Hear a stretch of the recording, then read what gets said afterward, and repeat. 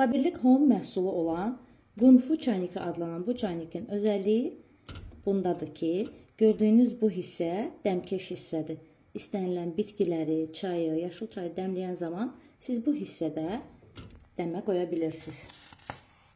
Dəm aldıqdan sonra aşağı hissədə olan su isindikcə suyun buxarı verir və bu hissədəki çay və ya istədiyiniz hər hansı bir bitki asanlıqla buxarda dəm alır.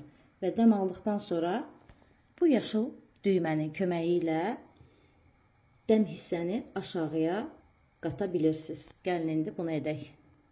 Mən indi yaşıl düyməyə toxunuram və dəm hissi aşağıya töküləcək.